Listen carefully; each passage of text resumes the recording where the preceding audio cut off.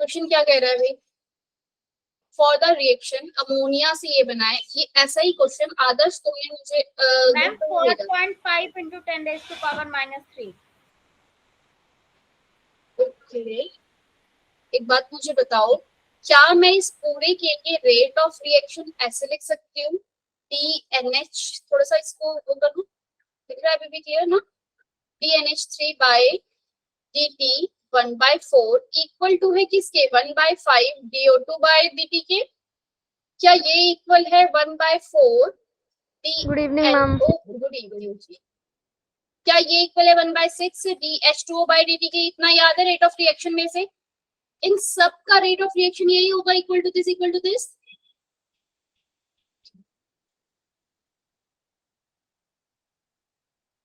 Okay, पहले दो minus के होंगे, गुड। पहले दोनों आप माइनस के लगाओ भाई। आदर्श ने ठीक निकाला होगा जब उसने डिटेलिंग में सारी चीजें याद है तो, है भाई? ओके आदर्श, टेस्ट देने आओ भाई कल। चलो अब जरा मुझे बताओ, ठीक है आदर्श कोई बात नहीं, अपना ख्याल रखो पर। चलो अब मुझे एक बात बताओ, क्या यहाँ पे अगर मुझे लिखा होगा कि rate of reaction in terms of ammonia लिखा है ना, अगर लिखा है rate of reaction in terms of ammonia is this, तो ये उस बात का मतलब है कि उसने ये वाली वैल्यू जो है मुझे rate of appearance of ammonia ये दिया है। चाहे लिखा हो rate of appearance, rate of formation, मुझे निकाल rate of disappearance of ammonia is this, यानी कि उसने मुझे ये दिया हुआ है rate of disappearance of ammonia is this, मतलब मुझे उसने दिया 3.6 into 10 की पावर -3 की वैल्यू गिवन। क्लियर है? निकालना क्या है? ये DH2O by dt की। क्या मैं इसको एक दूसरे के इक्वल ऐसे लिख सकती हूँ? DNH3 by dt 1/4 तो ये है ही, और ये जो 6 है इसका ये वाला 6 इधर आ जाएगा multiply by 6 equal to DH2O by dt। बात समझ में आई क्या किया है? क्लियर हुई भाई? बात समझ में आई क्या किया है? सिर्फ आदर्श, तान्या, राधिका समझ में आया? काजल और मीनू हैंड्स डाउन कर लो। 6/4 DNH3 by dt जो आपको ये गिवन है यहाँ पर, ये वाला, ठीक है? तो ये वाली जो वैल्यू है आपको गिवन है किसमें? यहाँ पर कितने? 3.6 into 10 की पावर -3। 3 2 जा 6, 2 2 जा 4, 3/2 वैल्यू क्या थी भाई, किसी को याद है?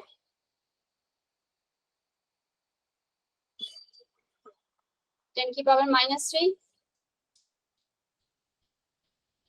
किसने निकाला था भाई? 5.4 into 10 की पावर -3 इज आंसर। किसने निकाला है? सानिया ने निकाला है, गुड। अभय ने निकाला है, साक्षी ने निकाला है, वेरी गुड। चलो फिर हैंड्स डाउन, ठीक है? अब इसी क्वेश्चन को थोड़ा सा वो घुमा कर दे सकता है।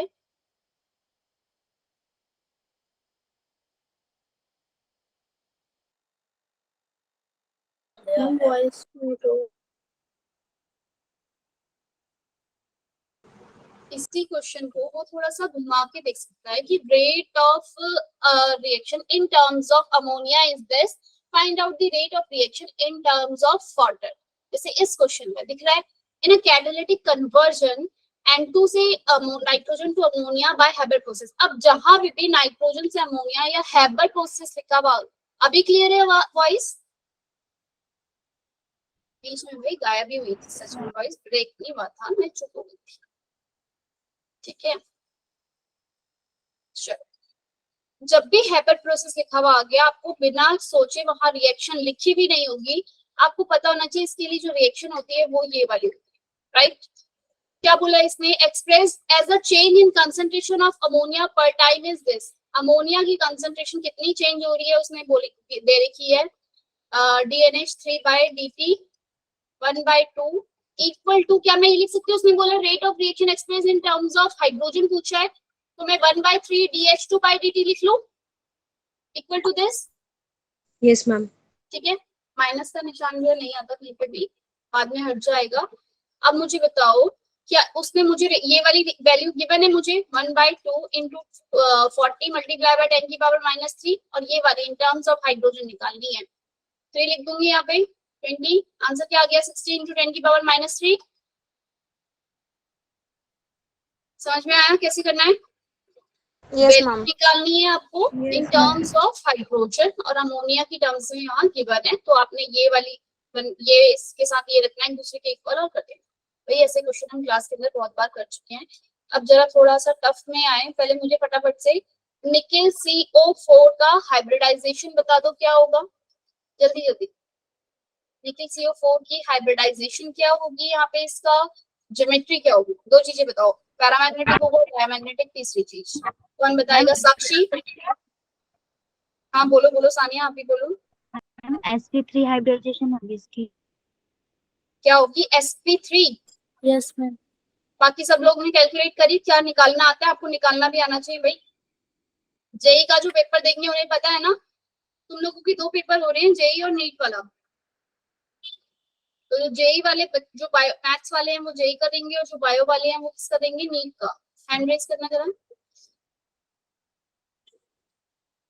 सिखा दीजिए एक बार। अरे भाई ऐसे कैसे भाई, कैसे करती हो? निकेल जो है आपका क्या होगा? आपका यहाँ पे निकेल की इलेक्ट्रॉनिक कॉन्फ़िगरेशन 3d8 पढ़ लेना एक बार अपने आप को।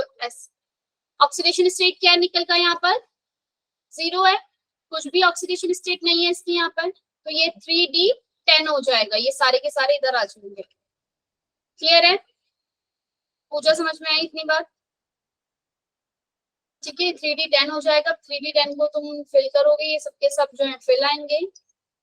1 2 3 1 2 3 4 5 6 7 8 9 10। अब जो बाकी के सीओ वाले हैं वो अपने कहाँ लेके जाएगा? लिगेंड यहाँ वाले ऑर्बिटल में ले जाएगा ना। एक सीओ लेके आया, दूसरा, ये तीसरा, ये चौथा, तो आ गई इसकी हाइब्रिडाइजेशन sp3। पैरामैग्नेटिक है डायमैग्नेटिक है? Ma'am para. Daya. डायमैग्नेटिक। सारे पेयर होते हैं तो डायमैग्नेटिक होता है। इसका बताओ फटाफट से क्या होगी? Ma'am, इसका पैरा होगा. हाँ, हाइब्रिडाइजेशन बताओ, हाइब्रिडाइजेशन। dsp2 dsp2 dsp2 होगा इसकी हाइब्रिडाइजेशन। तुम लोग श्योर हो dsp2 है? Yes, ma'am. कैसे भाई? ये वीक फील्ड लिगेंड है, ये पेयर तो करवाएगा ही नहीं। निकेल जो है, निकेल 2 प्लस कितना होता है? 3d8। 3d8 ही होगी निकल 2 प्लस की। 4s में कोई ऑर्बिटल नहीं, निकल गया बाहर। निकल 2 प्लस है क्योंकि। अब मैं यहाँ ऑर्बिटल इसका बनाऊंगी, और 1 2 3 4 5 6 6 7 8 ऐसे ही लिखूंगी। क्या ये पेयर होगा क्योंकि ये वीक फील्ड लिगेंड है? No ma'am. तो कौन सी इसकी हाइब्रिडाइजेशन क्या होगी? इतनी छोटी छोटी गलतियां मत करो, जो इतनी बार हो जाते हैं उनको तो तुम्हें वैसे ही याद हो जाना, आ जाना चाहिए। क्या होगा ये बताओ?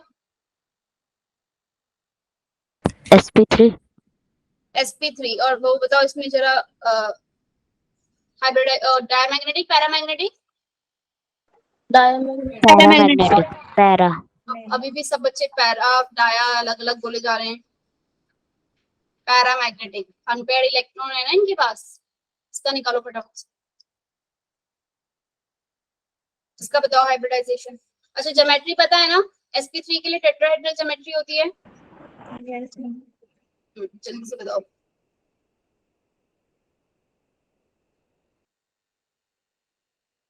sp इसकी वाली ज्योमेट्री बताइए आदर्श तुमने, निकल CN4 की। ओके बिल्कुल गुड भाई। Ma'am, DSP2. आदर्श नीट नीट तैयार कर रहे हो या जेई की कर रहे हो? नीट में तो भाई आपको बायो के लिए करना पड़ेगा। निकेल के लिए निकाल लोगे अगर निकेल 2 प्लस क्या होगा? वही सारे के सारे 3d8 ही है, लेकिन यहाँ पे अब की बार 3d8 में है तो सही, लेकिन सब क्या हो जाएंगे? पेयर्ड हो जाएंगे। कोई है ऐसा जिसे ना पता हो भाई ये पेयर क्यों हो रहा है? क्योंकि CN is strong field ligand. अब जो CN के ऑर्बिटल होंगे वो D में जाएगा, S में जाएगा, P2, तो क्या हो जाएगी हाइब्रिडाइजेशन? dsp2। एंड ज्योमेट्री क्या हो जाएगी? स्क्वायर प्लानर और डायमैग्नेटिक। क्लियर है साक्षी? Yes, ma'am. चलो अब जरा मुझे बताओ, ऐसा कौन सा वो CFSC वैल्यू किस किस की 0 होती है? CFSC value become 0। 0 किस किस की आती है? क्या D10 जब मेरा होता है तो इसकी CFSC वैल्यू 0 आती है या नहीं? D10 कैसे निकालते थे हम CFSC वैल्यू को? ये मेरे पास D ऑर्बिटल है, ये स्प्लिट हो जाता है T2G और EG में, है ना? ये यहाँ से यहाँ नीचे तक गया, इसको नीचे वाले को क्या लिखती थी मैं? 0.4. ओके 0.4, ठीक है, माइनस का वो भी, और ऊपर वाले को 0.6 पॉजिटिव, क्योंकि ये ऊपर गया मतलब ये जीरो, ये सेंट्रल वाली लाइन जो है ये जीरो, जीरो से जो नीचे आया वो नेगेटिव, जीरो से जो ऊपर गया वो पॉजिटिव। अब मेरे पास अगर सारे के सारे इलेक्ट्रॉन यहाँ पर फिल्ड हैं 1 2 3 4 5 6 7 8 9 10, CFSC वैल्यू कैसे कैलकुलेट करते थे? Total number of electron minus 0.4, नीचे कितने हैं टोटल इलेक्ट्रॉन? 1 2 3 4 5 6 6 प्लस ऊपर वाले 0.6 मल्टीप्लाई बाय 4, इन दोनों को आप करोगे आपस में मल्टीप्लाई, आंसर क्या आएगा? प्लस करोगे तो कितना आएगा? Plus minus minus zero. और किसका आ सकता है जीरो वैल्यू? भाई D10 के लिए, D10 और D0 के लिए CFSC वैल्यू जीरो होगी या नहीं होगी, चाहे स्ट्रॉन्ग फील्ड लिगेंड हो चाहे वीक फील्ड लिगेंड हो? यस, इससे कोई फर्क नहीं पड़ता चाहे वो वीक फील्ड हो चाहे स्ट्रॉन्ग फील्ड हो। D0 और D10 जो होगा वो क्या, और किसमें होगी आपकी जीरो वैल्यू?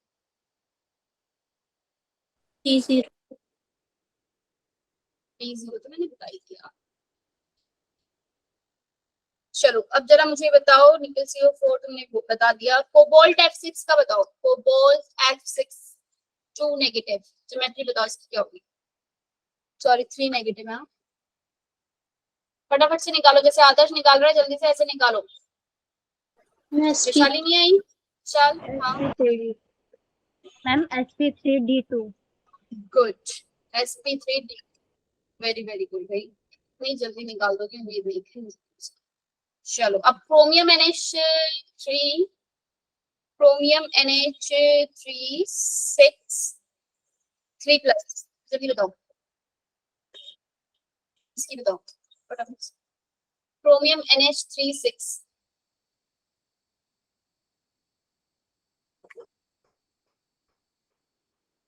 लकी लकी जल्दी आंसर करो लकी।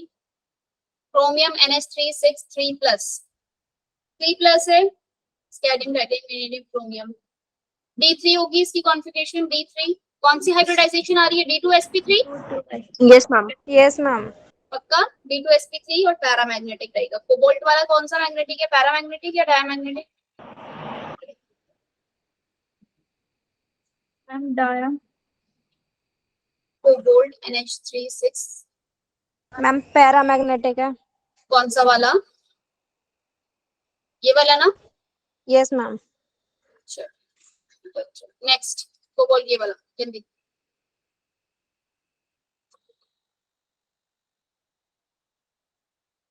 इसके बाद FeCN6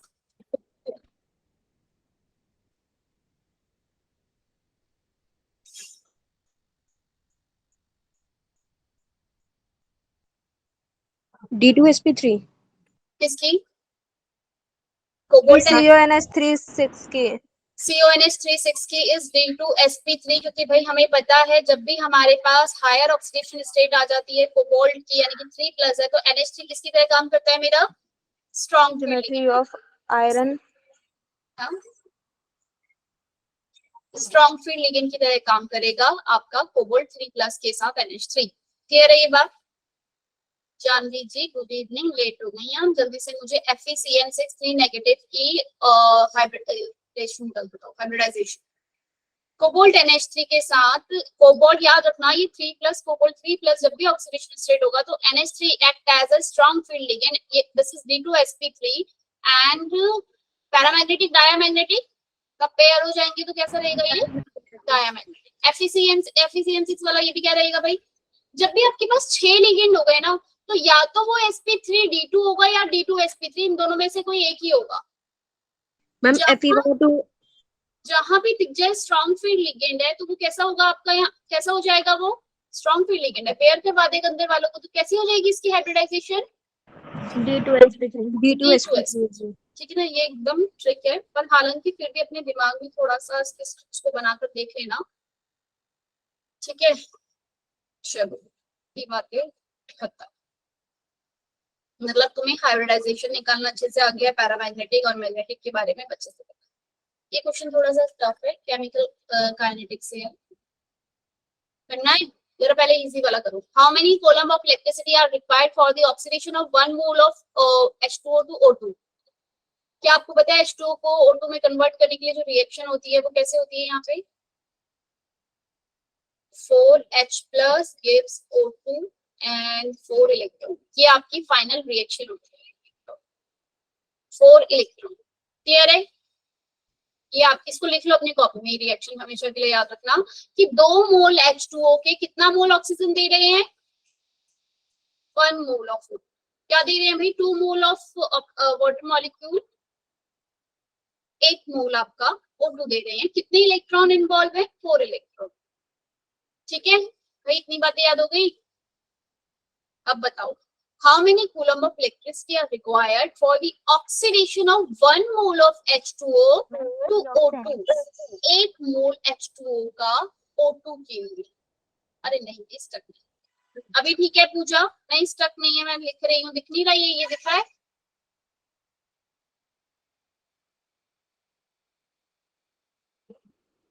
फिर से ज्वाइन करो फटाफट आओ। बाकियों को दिख रहा है ना? हाँ, सी ऑप्शन बताया भाई किसी ने आंसर। मे बी क्या होता है भाई एग्जाम में? मैम 1.93 into 10 की पावर 5 कूलम। मुझे बताओ साक्षी कैसे किया? सॉल्यूशन सेंड कर दूं? ना, मुझे बताओ कैसे किया, क्या किया तुमने? तुम लोगों ने क्या पता नेट पे सर्च करा, फटाफट से आंसर निकाल गए? मैम पहले तो हमने इसकी रिएक्शन लिखी, फिर ये जैसे कि लिखी हमारा reaction, फिर हमने ना उसका देखा कि जैसे कि हमारा ऑक्सीडेशन स्टेट जो 2 आ रहा था, तो हमने ना उसको जो हमारा 96500 वैल्यू होती है उससे हमने 2 को इंटू कर दिया, तो हमारा आंसर आ गया 1.93 इंटू 10 की पावर -5। हमने उसको 2 से इंटू क्यों किया? कोई और बताएगा? किसी और ने आंसर निकाला हो तो? विशाल, दीपिका, सानिया, जानवी, सानिया। मैम क्योंकि 2 मोल मैम इसमें ऑक्सीजन के क्योंकि लिए 2 NO2 मोल होता है। वाटर 2 मोल वाटर के लिए 4 इलेक्ट्रॉन इन्वॉल्व थे, उसने लिखा है 1 मोल ऑक्सीजन। ठीक है ना? 1 मोल H, उसने 1 मोल H2O से कितनी इलेक्ट्रिसिटी होगी? तो मुझे पता है 2 मोल जब मेरे पास वाटर के लगे थे तो 2 मोल H2O के लिए कितने फेरेडे, 2 मोल H2O के लिए कितने फेरेडे इलेक्ट्रिसिटी लग रही है? 4 फेरेडे। ठीक है ना?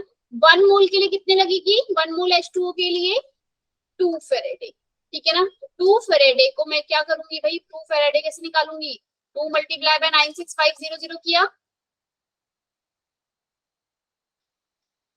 25 इसको इंटू किया तो कितना आंसर आया आप लोगों का? 1.93 वाला। 1.93 इंटू 10। क्लियर है अभी? मैम चलो अब ये वाला बताओ। The charge required for the reduction of 1 mole of, इसमें मैं रिएक्शन भी नहीं बताऊंगी। कितने इलेक्ट्रॉन इन्वॉल्व होंगे फटाफट से मुझे अरीबा बताएगी, या फिर आदित्य कुमार, या फिर अरीबा। कि इस क्रोमियम 2O72 नेगेटिव को 1 मोल ऑफ क्रोमियम 2 से क्रोमियम 3+ में जाने के लिए कितने नंबर ऑफ इलेक्ट्रॉन इन्वॉल्व होंगे?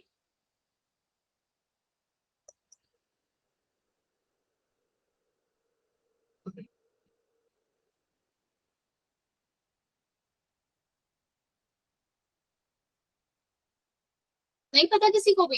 अरे अभी कुछ दिन पहले ही रिवीजन करवाया था, तब उसमें भी बता दिया था मैंने, एक रिएक्शन लिखवाई थी भाई। इसका नहीं पता तुम लोग? मैम 6। हाँ, क्रोमियम 2O72 नेगेटिव से क्रोमियम 3+, ऑक्सीडेशन नंबर बताया है ना? कितने नंबर ऑफ इलेक्ट्रॉन का चेंजेस आ रहा है? इसकी ऑक्सीडेशन स्टेट है +6, इसकी 3+। ये 2 क्रोमियम है, पहले बैलेंस करेंगे, इधर भी 2 क्रोमियम तो इधर भी 2 क्रोमियम करेंगे। मतलब ये और मैग्नीज वाले का तो बैलेंसिंग तुम्हें एकदम अच्छे से रट जाना चाहिए, रट बिल्कुल, कि अब तुम्हें करके देखने की जरूरत ना पड़े। गलत भी आ रहा हो तो तुम्हें पता चल जाए कि हमने कुछ तो गड़बड़ की, ये नहीं था। 2 क्रोमियम है, ये 2 क्रोमियम, ये 6 2 12 यहाँ पर आता है। n नंबर ये जो आते हैं इसके 3 2 6, तो n फैक्टर जो है वो क्या निकल कर आता है बच्चे? चेंजेस ऑफ n फैक्टर, ये 12 है, ये 6 का। ठीक है ना? तो आपके यहाँ कितने इलेक्ट्रॉन का चेंज हो रहा है? 6 इलेक्ट्रॉन का चेंज हो रहा है। 7 आपके पास ऑक्सीजन है, इधर क्या ऐड करोगे आप? 7H2O। बोलो भाई 7H2O ऐड हो जाएंगे। Yes, ma'am. इधर 14H प्लस ऐड कर दूं, Yes, sir. ठीक है। अब जरा मुझे बताओ चार्ज बैलेंस करो। इस तरफ कितना चार्ज है 12, इस तरफ कितना है 6, यानी कि मुझे इस तरफ 6 इलेक्ट्रॉन ऐड करने हैं और 6 इलेक्ट्रॉन। तो बैलेंस हाफ सेल जो हम इसे बैलेंस करेंगे, ये याद रखना 6 electron plus 14H plus plus chromium 2 O। ऐसे इसके लिए इतना लंबा चौड़ा करने की जरूरत नहीं थी, ये इसके लिए तो सिंपल सा ही आंसर आ जाता वहीं से, पर मैंने ये इसलिए किया क्योंकि फिर अगला क्वेश्चन है ना, उसके लिए किया है ये। यहाँ तो मैंने वो एन फैक्टर निकालते ही मुझे पता चल गया था कि 6 इलेक्ट्रॉन इन्वॉल्व है, ये बैलेंसिंग करने की मुझे जरूरत नहीं थी। मैंने यहाँ से देखा एन फैक्टर इज 6, मुझे पता है कि 1 मोल क्रोमियम 2O72 नेगेटिव से क्या बोल रहा है वो, क्रोमियम 3 प्लस बनने में 1 मोल है ना, यहाँ पे 1 मोल, ये 1 मोल है। इससे क्रोमियम 3 प्लस जाने के लिए कितने नंबर ऑफ इलेक्ट्रॉन लगेंगे भाई, 6 मल्टीप्लाई बाय 9650। आंसर क्या आ रहा है जल्दी बताओ। Ma'am, option C. कौन सा? सी।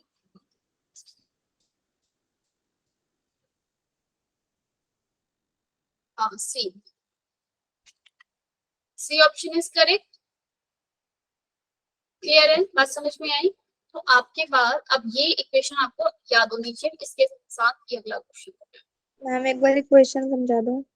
बच्चे उसने मुझे बोला है कितने फेरेडे लिखने हैं, ये बहुत बार मतलब फेरेडे वाला जो किया है ना मैंने बात, MnO4 नेगेटिव से मैग्नीज 2 प्लस में कन्वर्ट हुआ। मुझे बताओ यहाँ पे कितने वो एन फैक्टर क्या आएगा, बैलेंसिंग करते हुए एन फैक्टर नाम की एक चीज सीखी थी अरीबा, ये क्या है, इसकी ऑक्सीडेशन स्टेट यहाँ पे +7, यहाँ कितनी है +2, कितना चेंजेस आ रहा है ये यहाँ से यहाँ में मैम 5 का, यानी कि 1 मोल MnO4 नेगेटिव मुझे कितने मतलब कितनी इलेक्ट्रिसिटी पास करनी पड़ रही है, 5 फेरेडे, ठीक है ना। फेरेडे का मतलब होता है 96500 कूलम, अगर वो मुझसे चार्ज पूछ रहा है तो मुझे इतना चार्ज MnO4 नेगेटिव को मैग्नीज 1 मोल MnO4 नेगेटिव को डिपॉजिट करने के लिए इतना कूलम चार्ज चाहिए। क्लियर है? 5 × 9650। ऐसी वहां पे क्रोमियम था, ठीक है। क्वेश्चन को करो, क्या हम लोगों को ये वाला रिलेशन याद है? नाइनस इक्वेशन का मैं समझ सकती हूँ, E cell E naught of the cell minus 0.0591 divided by 2, divided by 2 आएगा क्या ma'am N factor. N factor क्या है यहाँ पे, क्या लिखूंगी, एन फैक्टर लिखूंगी 6 लॉग प्रोडक्ट में क्या है भाई, क्रोमियम की कंसंट्रेशन, क्रोमियम 3 प्लस की कंसंट्रेशन का स्क्वायर, H2O की कंसंट्रेशन दी है कुछ नहीं दी तो बनी मान लेंगे, स्क्वायर अपॉन में क्रोमियम 2O72 नेगेटिव का और ये H प्लस 40। थोड़ा लंबा चौड़ा क्वेश्चन है, मतलब एक तरीके से मान लो तुमने पहले से किया होगा तभी कर पाओगे, वरना नहीं कर पाओगे। ये नार्नेस इक्वेशन लगेगी इसके लिए, हालांकि मैं क्लास आ चुकी हूँ इस क्वेश्चन को, जब इलेक्ट्रोकेमिस्ट्री की जो रिवीजन क्लास में दी थी ना हमने, उसमें प्रीवियस ईयर में क्वेश्चन आया हुआ था। सारी वैल्यूज लिखी हुई है भाई, सारी वैल्यूज आपको गिवन है कि आप ई सेल निकाल सकते हो। ई नॉट कितना गिवन है, ई सेल कितना गिवन है 1.067, जो हम निकाल रहे हैं। हाँ, जो क्वेश्चन मैंने क्लास में करवाया था उसमें पीएच नहीं निकालना था, उसमें पीएच गिवन था, यानी कि H प्लस की कंसंट्रेशन आपको निकालनी थी, ई सेल निकालना था। यहाँ पे थोड़ा सा उल्टा है, ई सेल भी आपको गिवन है, यहाँ पे आपको पीएच निकालना है, यानी कि आपको H प्लस की कंसंट्रेशन फाइंड आउट करनी है। 1.067 is for E cell minus E naught क्या है 1.33 minus 0.6, इसको 0.6 ले लेते हैं, ठीक है। n फैक्टर इज 6, काट दिया 0.01 लॉग क्रोमियम 2 प्लस की कंसंट्रेशन की वैल्यू कितनी दी है 4.15 है 4.5, ये है मेरा 15 की पावर 2 और ये है मेरा 4.5 मिलीमोल और H प्लस का मुझे निकालना है पावर 40।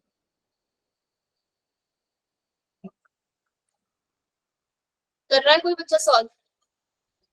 मैम एक बार ऑप्शन दिखाना।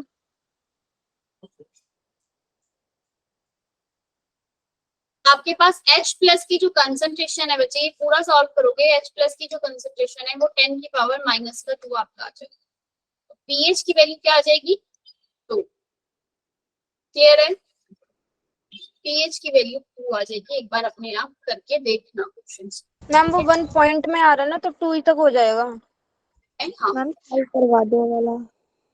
जी कर लेना, माइनस करना, इसको ले जाके उधर से उधर माइनस कर देना, यहाँ से इसको काट देना। तो गलत है। एक बार फिर करना रिबा, चलो नहीं करना तो आंसर याद है। चलो जल्दी बताओ। At 100 degree Celsius the gaseous reaction is A से बी, मतलब ये रिएक्शन दे रखी है, found to be first order starting with pure if the. Question ध्यान से तुम लोग पढ़ लो, 1 मिनट का टाइम दे देती हूँ, ज्यादा फास्ट हो गया थोड़ा। मैम हाँ Riba. Ma'am ma'am oxidation number निकालना भूल गए। अरे भाई बिल्कुल ऐसे एक बार बता दो बस। ऐसे किससे काम चलेगा। जल्दी से मुझे क्रोमियम H2O6, बाकी बच्चे क्लोरीन, इसमें ऑक्सीडेशन स्टेट बताओ क्रोमियम की जल्दी से।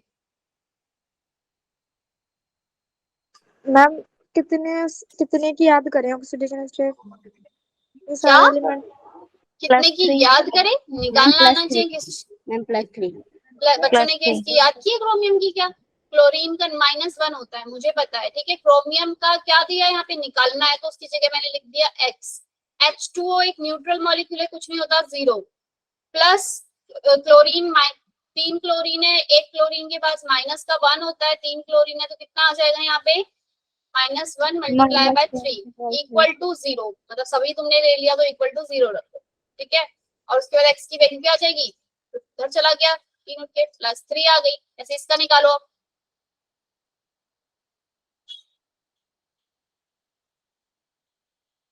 मैम ये क्या लिखा है क्रोमियम के बाद ब्रैकेट में? C6H6 बेंजीन और फिर उसके पास 2।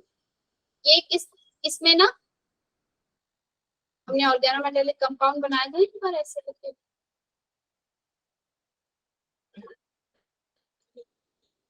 ये इस तरीके से, ठीक है। और इसके ऊपर कोई चार्ज नहीं है। C6H6 बच्चे ये क्या है, यहाँ पे अगर मैं इसकी डेंसिटी की बात करूं तो क्या डेंसिटी को ऐसे डिनोट करते हैं, और मैंने बताया था अगर जैसे 6 इलेक्ट्रॉन यहाँ पे इन्वॉल्व होते हैं तो ये 6 के 6 जो है इसके क्या हो रहे हैं, क्रोमियम से हैं, तो यहाँ डेंसिटी कितनी होती है 6, इसकी भी 6 हेक्साडेंटेट। लेकिन अभी मैं इसके ऑक्सीडेशन स्टेट पूछ रही हूँ, और C6H6 के ऊपर कोई चार्ज नहीं होता मैम 0 ठीक है। तो और हाँ बिल्कुल 0 होगी। क्लोरीन के लिए K का माइनस कैसे -1 होता है भैया रीबा, क्लोरीन का हमने याद किए है ना कुछ हेलोजन के, और मुझे पता है, यानी कि भैया रीबा तुम्हें बहुत कुछ नहीं पता। K2 क्रोमियम CN2 O2, थोड़ा सा डिफिकल्ट है ये, ठीक है।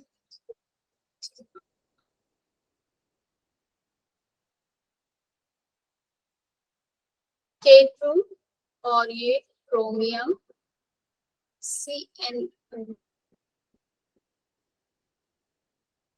O, बताओ। और इसकी पहले मुझे वो बताओ कोऑर्डिनेशन नंबर कितना है इसका? कोऑर्डिनेशन नंबर बताना है। बताओ पहले कोऑर्डिनेशन, वैसे तो क्रोमियम के ऑक्सीडेशन स्टेट बता दो। क्या आप लोगों को ये O के साथ जो 2 लगा हुआ है, क्या मैं ये नहीं कह रही कि भाई ये जरूर एक ऑक्सीजन, अब मैं इस एक ऑक्सीजन को O2 लगा, यानी कि मैं इसको कह सकती हूँ कि ये मेरा वो होगा -1 बार ऑक्साइड होगा, क्योंकि एक ऑक्सीजन है फिर ब्रैकेट डाल के फिर 2 है। बात समझिए, यानी कि ये ऐसे लिंक है और ऐसे लिंक है, इस बात का मतलब क्या है भाई, इसका चार्ज कैसे रहेगा, दोनों ऑक्सीजन का मिलाकर -2 है, यानी कि एक ऑक्सीजन का -1 और 2 ऑक्सीजन का -2। फिर वैल्यूज आप पुट करते रहो, और पहले कोऑर्डिनेशन नंबर निकाला 1 2 3 4 5 6 5 6 आगे भाई 2 2 4 और एक ये, इस पूरे को एक ही मानोगे ना, ये O2 लगा है, यानी कि क्रोमियम O2 ऐसे लगा है एक जगह, एक जगह आपका NH3 लगा है और एक जगह आप ये आपके दो लगे हैं यहाँ पे CN मान लो, और ये वाला जो ऑक्सीजन है ये इस तरीके से ऐसे ही बनेगा मेरा कुछ कंपाउंड। बात समझ में आई? इसमें एक पेरोक्साइड लिंकेज है। क्लियर है ये बात सबको? गुड। अब जरा मुझे इसके क्रोमियम की वो निकाल के बताओ ऑक्सीडेशन स्टेट। K2 का क्या होता है? प्लस का 1, 2 K2 पोटेशियम अरीबा पोटेशियम के लिए +1 रहता है, तो +5 आ रही है।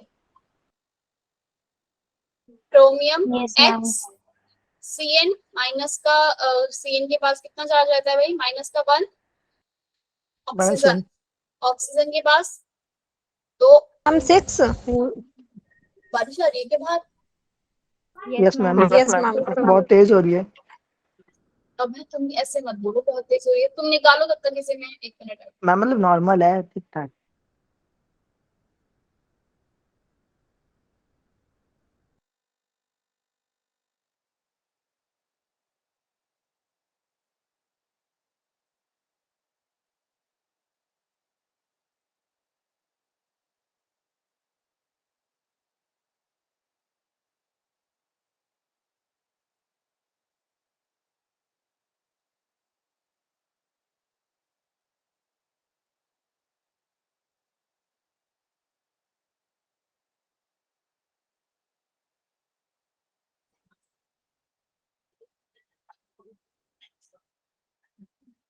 चलो भाई, हुआ?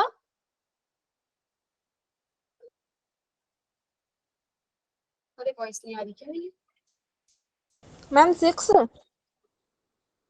6 तक आएगी मेरे ख्याल से भी। ऑक्सीजन 2 माइनस का 2, हाँ भाई। और कौन रह गया? अमोनिया तो होगा नहीं, और कौन बचा? एक ऑक्सीजन और है जिसकी क्या होती है 1 ऑक्सीजन माइनस का 2। कितना आ रहा है भाई? सबको कर रहे हो तो इक्वल टू किसके? 0 के। अमोनिया का कुछ होता नहीं है चार्ज, तो इसलिए मैंने नहीं लिखा। इसके आगे यहाँ पे प्लस लगाओ।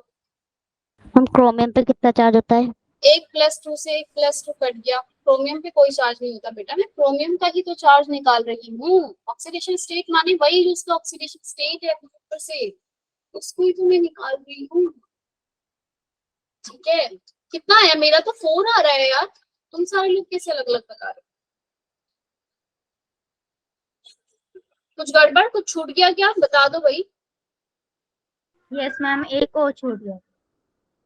एक और छूट गया? कैसे छूट गया? एक कौन सा और छूट गया? नहीं मैम, हमने मैम सेकंड वाले में O2 है ना? काट दिया था इसलिए। कौन से सेकंड? इसमें क्या है? ये सेकंड वाला जो तुम कह रहे हो, ये वाला कह रहे हो तुम O2 है? अरे मेरे नो मैम, प्यारे उसके साइड बच्चे, वाला। इसके साइड वाला ये लिख तो दिया ये रहा, उसके बाद ये वाला लिखा है। नो मैम, हमने ना सबको प्लस कर दिया था, इसलिए हमारा 6 आ रहा था और एक को हमने काट दिया था। तो +4 आ गया अब? यस मैम, अब आ गया। सबका आ गया +4? Yes ma'am. चक्कर क्यों आ रहे हैं? ऑक्सीडेशन स्टेट निकालनी है मेरे। मैं तो यहाँ पे अलग रुक गई थोड़ा सा बीच में, तुम तो कंटिन्यूशन में हो, जबकि मैंने इतना लंबा चौड़ा बता दिया यहाँ पे कि एक ऑक्सीजन जो है K2, नाम बताओ फटाफट। क्रोमियम CN2, फिर है ऑक्सीजन और इसके साथ लगाए 2 और एक O2 है, और फिर क्या है यहाँ पे? NH3। यही था। 1 2 3 4 5 6। ठीक है, पोटेशियम की लिखोगे +1 होती है, 2 पोटेशियम है तो 2 प्लस क्रोमियम की आपको निकालनी है तो उसके यहाँ पे लिखोगे उसके लिए X। CN 2 है, एक CN के ऊपर चार्ज। अरे वाह, मैंने एक लिस्ट दी थी आपको इस कोऑर्डिनेशन कंपाउंड वाले, उसमें सारे कंपाउंड के चार्ज, सारे एलिमेंट आपके कंपाउंड है O2 NH3 इन सबके चार्ज लिखे हुए थे। तो CN का चार्ज है -1, O फिर 2 लिखा है, यानी कि ये O इस तरीके से लिंक होगा, और जब ये O2 एक O लिखा है और उसके बाहर से 2 है, इस बात का मतलब ये पेरोक्साइड लिंकेज है। एक ऑक्सीजन के ऊपर -1 है, पेरोक्साइड में चार्ज -1 होता है एक ऑक्सीजन पे। यहाँ 2 ऑक्सीजन है तो 2, एक ऑक्सीजन का -1। O2 के ऊपर कौन सा चार्ज होता है? -2 O2 पे -2। ठीक है,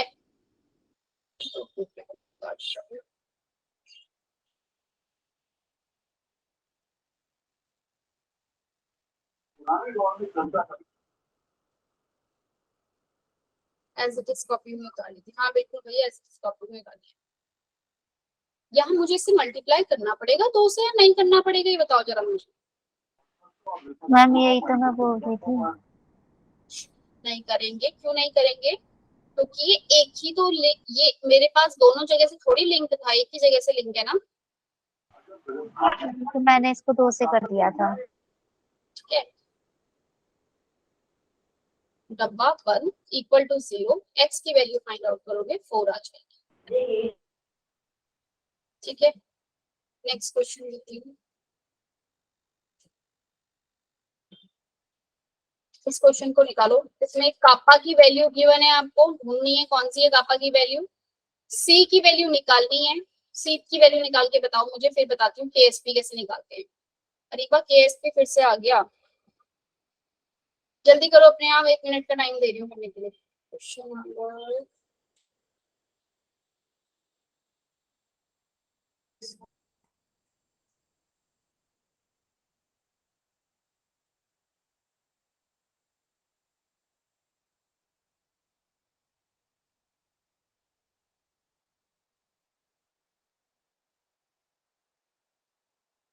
किसी ने किया थोड़ा बहुत भी? कापा सी वाला फॉर्मूला बता दो कोई जरा, एक जना मुझे फटाफट से।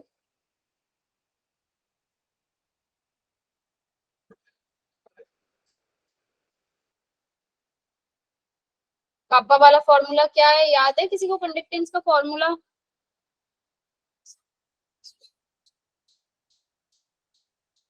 Ma'am alpha equal to lambda upon M lambda infinite. ऐसा कुछ था, molar conduct kappa multiply by 1000 by C. अगर आपकी कंसंट्रेशन किसमें है, सेंटीमीटर स्क्वायर में है, तो ऊपर मल्टीप्लाई। अगर ये वैल्यू जो दी है ना आपको, ये वाली यही कह रही थी तुम अभी, मैंने सुना नहीं था, तो जल्दी बताओ क्या बोल रहे थे। बिल्कुल, मीना सोनी ने भी बता दिया। ओके, तो ये रहता है आपका फॉर्मूला कब, जब ये जो आपका मोलर कंडक्टेंस है, अगर ये वैल्यू आपकी सेंटीमीटर में गिवन है तो आप ऊपर से मल्टीप्लाई करते हो।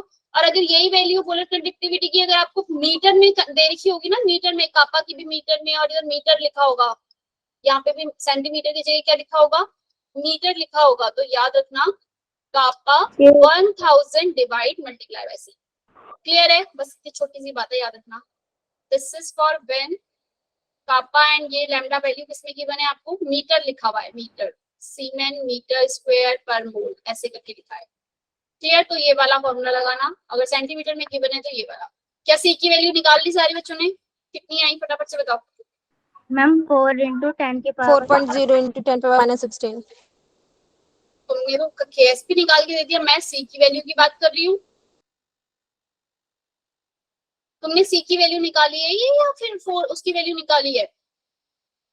मैम पूरे क्वेश्चन की निकाली। पूरा आंसर निकाल दिया केएसपी का है, यानी कि पक्की बात है, चीटिंग कर लो सबके सब। बच्चे लैम्डा एम की वैल्यू क्या आएगी, सबसे पहले मुझे लैम्डा एम की वैल्यू बताओ कितनी आएगी। क्या मैं ये लिख सकती हूँ एजी प्लस सीएल, जो दे रखी है वही मेरी इसकी वैल्यू हो जाएगी, मोलर कंडक्टेंस की 63 प्लस 67, 13। 63 प्लस 67, कितना आंसर आया? 130।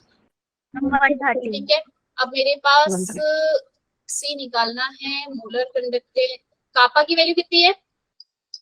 2.6। 2.6. 2.6 है, 2.6 into 10 की पावर माइनस 6, 2.6 into 10 की पावर माइनस 6 और multiply by 1000 divided by 130। Clear? इतना ही करेंगे। पॉइंट हटाया, 0 लिखा, 3 2 0 से 2 0 कैंसिल करें, तेरे एकदम 13 2 मल्टीप्लाई बाय आंसर क्या आया, 10 की पावर माइनस का -5 आ गया सी की वैल्यू। भाई एजीसीएल का केएसपी पूछा है, तो केएसपी मुझे पता है ना क्या होगी, केएसपी इज इक्वल टू में एजी प्लस की concentration upon multiply by chloride, यही होता है केएसपी। Yes ma'am. मीडियम कल भी हम थोड़ा सा डिस्कस किया था। Ag प्लस की वैल्यू आ गई, यानी कि क्लोराइड C की वैल्यू आ गई, यानी कि Ag प्लस भी 2 इंटू 10 की पावर माइनस 5 रहेगा, और क्लोराइड आयन भी क्या रहेगा, 2 इंटू 10 की पावर माइनस का 5 रहेगा। इन दोनों को मैं मल्टीप्लाई करूंगी, आंसर क्या आएगा बच्चे, 4 इंटू 10 की पावर माइनस 5। कोई है जो 5 और 5 को भी मल्टीप्लाई कर रहा है? पता है ना, बेस सेम होते हैं तो पावर ऐड हो जाती है, क्या हो जाती है, 2 2 जा 4, 10, अरे भाई क्या हो जाती है, प्लस हो जाती है। Answer is B. बी नहीं आ रहा क्या इसका correct answer? Yes ma'am. Ma'am आ गया। माइनस का 5 नहीं, मैंने भी यहाँ 5 लिखा है। पावर जब सेम, बेस सेम होता है तो पावर्स ऐड करोगे तो माइनस ऐड हो जाती है। क्लियर है अभी बच्चे कैसे करना है इस तरीके के क्वेश्चन को? बस एक छोटी सी बात इसको करते हुए याद रखना इस तरीके के क्वेश्चन को, जब भी आपको केएसपी निकालने के लिए दिया है तो ये जो मोलर कंडक्टेंस आपको गिवन होगा इसको देख लेना कि ये सीमेंट मीटर स्क्वायर में तो गिवन नहीं है, कापा की वैल्यू मीटर स्क्वायर में तो गिवन नहीं है, सीमेंट पर मीटर नहीं गिवन। अगर पर मीटर गिवन है तो आपको कौन सा फार्मूला लगाना है, molar conductance equal to kappa 1000 multiply by C. अब निकालना होगा सी की वैल्यू। क्लियर है, याद रखोगे? भूलोगे तो नहीं? नहीं बोलेंगे मैम। चलो फटाफट से इसका आंसर बताओ। Elevation of boiling point given है आपको, डिप्रेशन एंड फ्रीजिंग पॉइंट क्या गिवन है, फ्रीजिंग पॉइंट गिवन है, depression and freezing point given है, elevation of the boiling point निकालना है।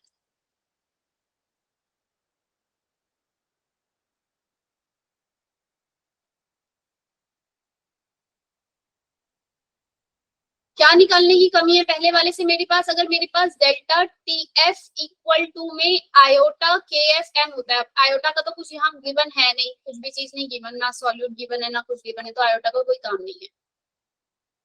डेल्टा टी एफ गिवन है 0.186 इक्वल टू के एफ क्या होता है 1.86। क्या मैं मोलैलिटी निकाल लूंगी इससे? 0.186 डिवाइडेड में 1.86 कितनी आएगी मोलैलिटी इसकी? 0.1 आ रहा है क्या? Yes ma'am. पक्का 0.1 आपकी मोलैलिटी आ गई। अब अगले वाले के लिए मुझे क्या निकालना है? Elevation in boiling point, delta TB निकालना है। केबी मुझे गिवन है, केबी मल्टीप्लाई बाय एम होता है। केबी मुझे गिवन है कितना? 0.512 मोलैलिटी 0.1। आंसर क्या आएगा भाई? बी ऑप्शन सही है इसका। डी या बी? B option. बी। और पहले मुझे बताओ। 0.051 वाला मैम। ठीक, क्लियर है इतनी बात? B option is correct. अब है समझ में आया? पहले वाले जो डाटा गिवन था उससे हमने फ्रीजिंग पॉइंट में गिवन है, इससे हमने पहले मोलैलिटी निकाल दिया। उसने मुझे बोला है कि elevation of boiling point is the same solution, delta TB निकालना है। डेल्टा टीबी के लिए मुझे दो चीजें चाहिए, केबी, केबी तो कांस्टेंट है गिवन है ऑलरेडी, एक मोलैलिटी मेरे पास नहीं था, तो इस वाले से पहले मैं मोलैलिटी निकाल लूंगी। और सबको समझ में आ गया Deepika, everyone? Yes ma'am. Time ma'am इसका आंसर सीधे फॉर्मूले से भी तो निकल सकता है, डेल्टा टीबी अपॉन में केबी से। तो क्या? अरे डेल्टा टीबी किससे? डेल्टा टीबी अपॉन केबी से ना। मेरे पास डेल्टा टीबी नहीं था ना बच्चे मेरे पास, क्योंकि this is freezing point given है मुझे, याद रखना ये डेल्टा टीबी नहीं गिवन, फ्रीजिंग पॉइंट गिवन है, समझे? तो हम लोग निकालते डेल्टा टीबी बाय केबी करते तो कुछ और आंसर आ जाता आपका। Okay ma'am. बस समझ में? क्योंकि वो मुझे वहां फ्रीजिंग पॉइंट का गिवन है, ये डेल्टा टीएफ गिवन है, डेल्टा टीबी गिवन नहीं है। पहले मैंने मोलैलिटी निकाला इससे, फिर डेल्टा टीबी फाइंड करते हैं। चलो फटाफट से बताओ 100% reaction completion of zero order. Zero order के लिए फॉर्मूला बताना जरा, क्या होता है मुझे? मैम बी ए बाई कुछ। क्या होता है, क्या होता है बताओ? Final K T minus A naught equal to minus का केटी, ऐसा कुछ होता है? Yes ma'am. सारे बच्चे श्योर हैं भाई ऐसा ही होता है? A naught minus A T equal to K T, लिख सकती हूँ भाई ऐसा इसको? Yes ma'am. क्या उसने मुझे बोला 100% कंप्लीशन हो गया, तो भाई इस तरफ क्या बचा, ए नॉट ही बचेगा इस तरफ सिर्फ 100% कंप्लीशन अगर हो जाएगा तो, यानी कि ये वाली टर्म जीरो हो गई, ये वाली की पूरा का पूरा ए नॉट बन गई। तो क्या मैं ए naught equal to K T लिख सकती हूँ? ए naught equal to K T, क्या पूछा उसने? Time required. टाइम रिक्वायर्ड कितना होगा? ए नॉट बाय के, ए नॉट बाय के, ए बाय के। बात समझ में आया? उड़ गया? हाँ बिल्कुल, साक्षी ने आंसर दे दिया। गुड। और कोई क्वेश्चन है तो कोई क्वेश्चन खत्म हो गया। फिर थोड़ा सा वो टफ क्वेश्चन है। क्वेश्चन दिखाने हैं? मैम अभी जो सॉल्व करा था क्वेश्चन वो वाला दिखा दो। कौन सा वाला? अभी जो सॉल्व करा था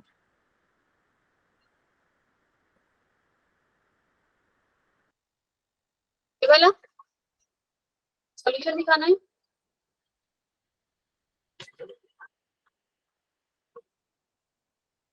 ओके मैम डन। देखिए ऑर्डर निकालना आता है ना, कुछ रिएक्शंस हमने की थी याद है कि अगर कोई भी फास्ट तुम्हें दिख जाए x2 से xy फास्ट है और x से y2 गिव्स ये स्लो है, ओवरऑल ऑर्डर निकालना है। मैम 2। तुक्का मार दिए थे टू, ऐसे कैसे भाई? टू कैसे? अच्छा कि स्लो वाले का ले लिया। एक और चीज हमने की थी भाई, x2 प्लस y2, ये ओवरऑल रिएक्शन ये है। एक और चीज बताई थी मैंने कि अगर मेरे पास इस तरीके की रिएक्शन होती है तो उसमें क्या होता है, पहले तो मुझे करके बताओ फटाफट से क्या होगा इसका आंसर, बाकी तो भी करो। के इक्विलिब्रियम करके कुछ लिया था याद है? इसमें इंटरमीडिएट कौन है? जल्दी से इंटरमीडिएट बताओ कौन है?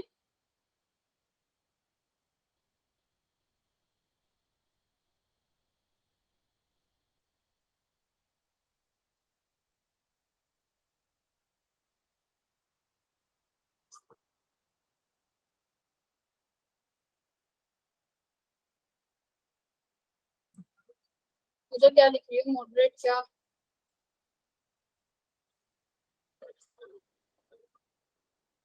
कर रहा है? तुमने से कोई सॉल्व किया? मैंने तुम्हें ऐसे ही दे रखा है, मेरी शक्ल देखने के लिए टाइम। मैम x की वैल्यू हम 1 मानेंगे और y की वैल्यू 1 मानेंगे तो प्लस का 2 ही तो आएगा।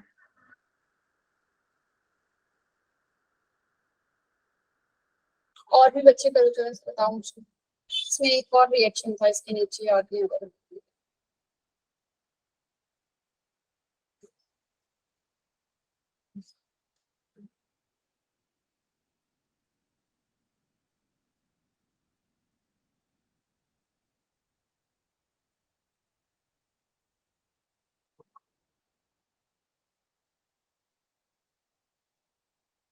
किसी को याद है? मैंने क्लास में भी करवाया था। किसी ने लिखा है वो N2 एकदम वाला जो क्वेश्चन था?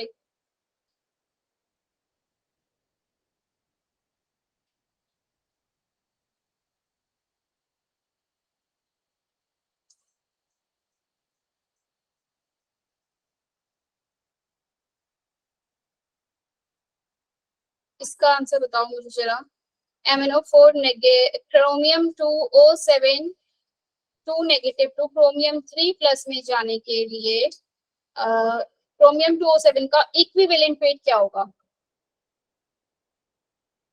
जल्दी बताओ क्या होगा? Molecular weight divided by what?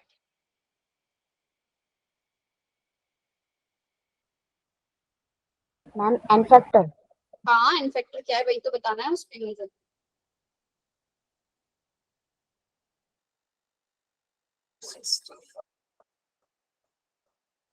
क्या? और हाँ बिल्कुल एन है, एन फैक्टर है क्या इसके इसमें?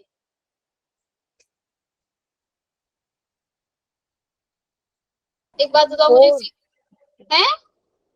अरे मुझे लगा तुम्हें आता होगा भाई, क्या है इसके लिए एन फैक्टर? अब है Sakshi? Chromium ma'am. N factor बताओ मुझे क्या है इसमें? एन फैक्टर क्या है क्रोमियम 2O7 2 नेगेटिव से क्रोमियम 3 प्लस में जाने के लिए? मैम 6। 6 है मैम। सोच लो अब है एक बार 6 है, कैसे निकाला अब है 6? मैम 2 से इंटू 3 कर दिया। मैम 6 ही है।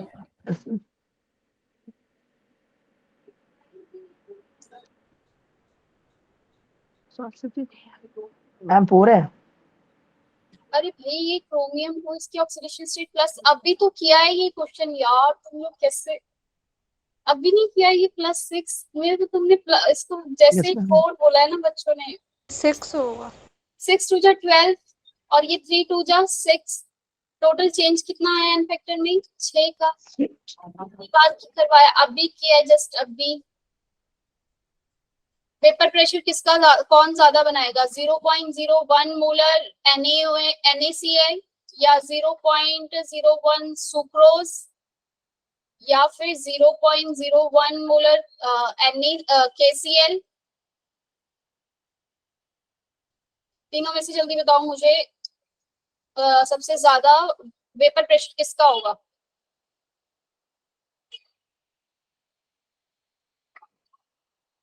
सबसे ज्यादा वेपर प्रेशर किसका बनेगा? सुक्रोज का। बॉइलिंग पॉइंट सबसे ज्यादा किसका होगा? एलिवेशन इन बॉइलिंग पॉइंट सबसे ज्यादा किसमें होगा? एक और लिख देती हूँ, 0.01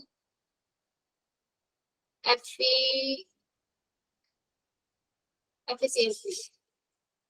सबसे ज्यादा एलिवेशन इन बॉइलिंग पॉइंट किसमें होगा? आफ्ताब से चाल।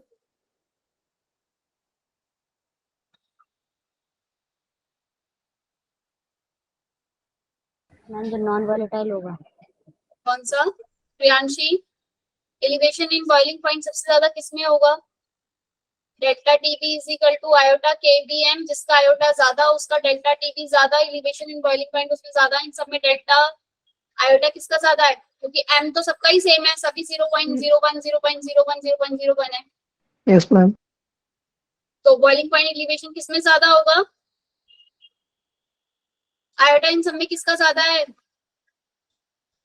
आयोटा की वैल्यू निकालना आता है? भूल गए? नो मैम नहीं है। कंप्लीट डिसोसिएशन हो जाता है। तो ऋतु आयोटा की वैल्यू बताओ मुझे, ऋतु फटाफट से आयोटा, ऋतु आयोटा की वैल्यू बताओ कैसे, किसकी, इन सब में सबकी क्या क्या है? इस वाले की आयोटा की वैल्यू कितनी है? NaCl के अंदर आयोटा की वैल्यू क्या होती है? कंप्लीट डिसोसिएशन होने वाले के बाद जितने आयन हमें प्रोड्यूस होते हैं दैट इज आयोटा। यस 2 है। इसमें आयोटा की वैल्यू कितनी है FeCl3 में?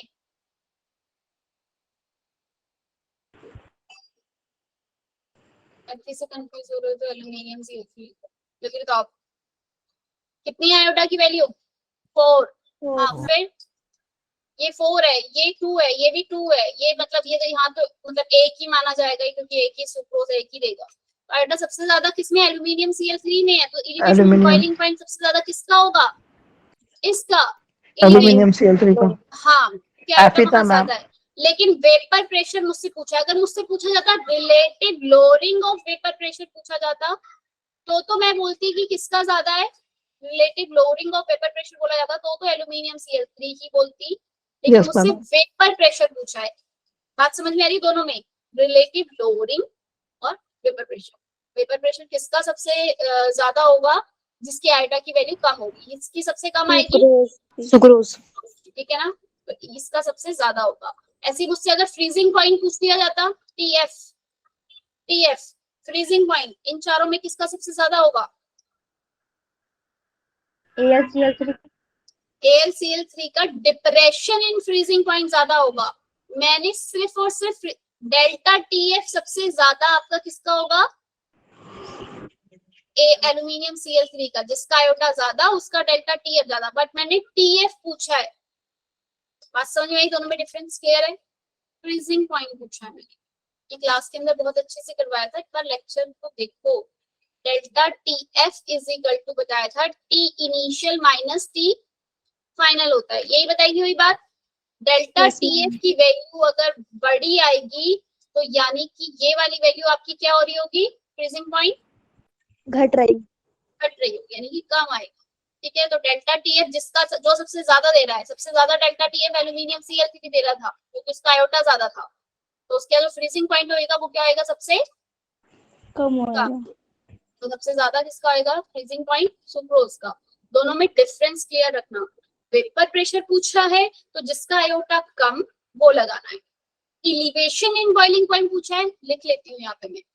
वेपर प्रेशर बोला है तो जिसका आयोटा, वेपर प्रेशर बड़ा, आयोटा क्या होना चाहिए, अभी बताया कम। आयोटा क्या आना चाहिए उसका, कम। और आयोटा से मतलब सिर्फ आयोटा ही नहीं होता, ये भी पता है ना, मैं उसके आगे वाले मोलालिटी अगर सेम है, अभी के लिए नहीं, वैसे एग्जाम के लिए बता रही हूँ, 0.01 इस सुक्रोज का था, 0.01 ये NaCl था, बाई चांस NaCl का वो मुझे 0.05 दे देता, 0.005 दे देता, तो इसकी टोटल वैल्यू आयोटा और दोनों को मल्टीप्लाई करके कितनी आती, 0.01 आ जाती ना। बात समझ में आई, नहीं आई, उड़ गया। क्योंकि अभी मैं सिर्फ और सिर्फ आयोटा को कंसीडर इसलिए कर रही हूँ क्योंकि मेरे पास जो वैल्यू है, जैसे delta TF is equal to iota KFF, सिर्फ और सिर्फ आयोटा ही कंसीडर कर रही हूँ क्योंकि मोलालिटी सबकी सेम दे रखी थी। लेकिन अगर जहाँ मोलालिटी भी डिफरेंस होगी, आयोटा भी डिफरेंस होगा, तो दोनों को मल्टीप्लाई करके देखोगे कौन सबसे ज्यादा आ रहा है, कौन सबसे कम आ रहा है। बात समझ में आई क्लियरली, और धीरे बोलूं। मैम क्या, एक बार बताना। आयोटा अभी सब, जैसे मैंने बोला 0.01 m सुक्रोज, 0.005 ग्लूकोज, 0.5 NaCl, और एक मैंने दे दिया 0.02 एल्यूमिनियम Cl3। अब इन सब के लिए मुझे बताना है कि डिप्रेशन एंड फ्रीजिंग पॉइंट सबसे ज्यादा किसका होगा, यानी कि डेल्टा TF सबसे ज्यादा किसका होगा। तो मुझे कैसे निकालना पड़ेगा, 0.01 सुक्रोज के लिए आयोटा की वैल्यू होती है 1, तो ये ओवरऑल जो वैल्यू रहेगी यहाँ पर वो 0.01 रहेगी KF। यहाँ कितनी रहेगी, 0.005 KF डेल्टा TF की वैल्यू, कि आयोटा भी है, मोलालिटी भी है। अब यहाँ NaCl कितनी रहेगी ओवरऑल वैल्यू, 1.0 KF, 0.5 को 2 से मल्टीप्लाई करूंगी, ये 0.5 इज मोलालिटी की वैल्यू, आयोटा की वैल्यू 2, दोनों को मल्टीप्लाई करूंगी 1 आ जाएगा। क्लियर है इतनी बात। कृष्णा, साक्षी, लकी, ठीक है। ऐसे ये 0.02 है एल्यूमिनियम Cl3, इसको मल्टीप्लाई करूंगी मैं किससे, 4 से, तो मेरा आंसर आएगा 0.08 करके, है ना। तो इन सब में सबसे ज्यादा किसका आया, NaCl वाले का आया, तो depression and freezing point is more for this. Clear है। मैम एल्यूमिनियम वाले को 4 से क्यों कर रहे हैं मल्टीप्लाई? क्योंकि ये जब डिसोशिएट होगा ना, कंप्लीट डिसोसिएशन होगा, एक एल्यूमिनियम और 3 क्लोराइड मिलेंगे, 3 और 1 4 आयन मिल रहे हैं, टोटल 4 आयन। क्लियर है। वेपर प्रेशर याद रखना, आयोटा जिसका कम उसका वेपर प्रेशर ज्यादा, बस। ठीक है, चलो फिर आज के लिए क्लास को यहीं पे एंड करते हैं। होप सो तुम लोग टेस्ट अच्छा दोगे, ठीक है। जो बच्चे ऑनलाइन भी दे रहे होंगे, टेस्ट को अच्छा करना, ठीक है। और वो जो भी क्वेश्चन बताया था उसका ऑर्डर जो निकालना था ना, आपने एक लिखी थी इक्वेशन, क्या थी वो,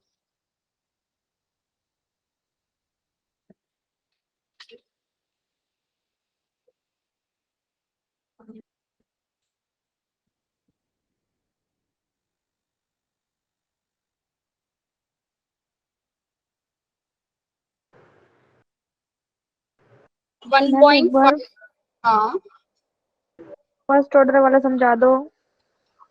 कौन सा फर्स्ट ऑर्डर वाला, कौन सा first order, first order completion या जीरो ऑर्डर में नहीं मैम, क्वेश्चन जो था ऑर्डर निकालना था जिसमें कि जीरो Yes, ऑर्डर वाले ma'am. कंप्लीशन होगी, तो भी बताओ कि वो क्या होगा। एक बात बताओ, एंडोथर्मिक अगर मेरे पास एक सॉल्यूशन रखा है, मैंने इसके अंदर एक सॉल्यूट डाला, सॉल्यूशन ठंडा हो गया, क्या पता चल रहा है इससे कि वो रिएक्शन कैसी रही होगी, एंडोथर्मिक हुई होगी या एक्सोथर्मिक। हाँ अमन बोलो, एंडोथर्मिक। क्या रही होगी भाई, एक मैंने यहाँ पे कोई मेरे पास सॉल्यूट था, उसको मैंने इस सॉल्यूशन में डाला और सॉल्यूशन एकदम ठंडा हो गया, कैसी रिएक्शन रही होगी वो? एंडोथर्मिक या exothermic? Ma'am endothermic. Endothermic. Delta H की वैल्यू क्या होगी, पॉजिटिव या नेगेटिव? नेगेटिव। अरे एंडोथर्मिक के लिए डेल्टा एच की वैल्यू पॉजिटिव होती है। Sorry ma'am, yes ma'am. चलो फटाफट से इसका ऑर्डर बता दो और क्लास को खत्म करते हैं इस क्वेश्चन के साथ।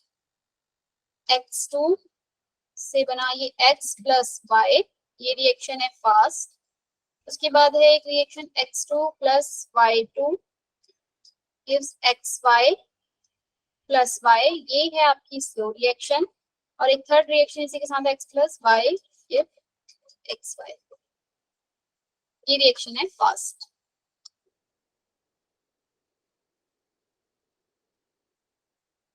ऑर्डर ऑफ द रिएक्शन बताना है। ये 3 रिएक्शन थी, पहले मैंने 2 ही लिखी थी ना, 3 रिएक्शन ये है।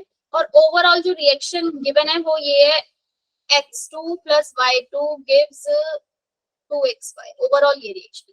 मैं इसका ऑर्डर लिख लेती भाई कि x2 है y2 है, तो ऑर्डर हो जाएगा। पर मुझे इन तीनों में से देखना होगा भाई कौन सी वाली होगी, कौन सी लूंगी मैं? स्लो वाली लूंगी, तो स्लो वाली में कॉल, ये नहीं है, स्लो वाली लूंगी।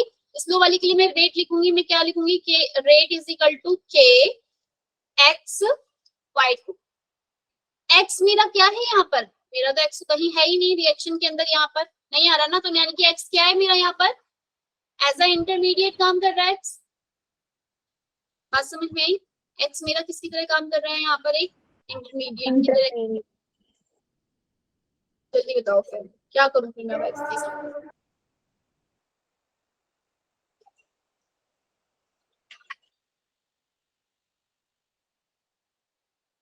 सॉल्व करना है इस क्वेश्चन को अपने आप, ठीक है ना? जो भी आपके इंटरमीडिएट आएंगे आप उसको क्या करोगे, हो पाए तो ठीक है, ना हो पाए तो छोड़ दो, ठीक है?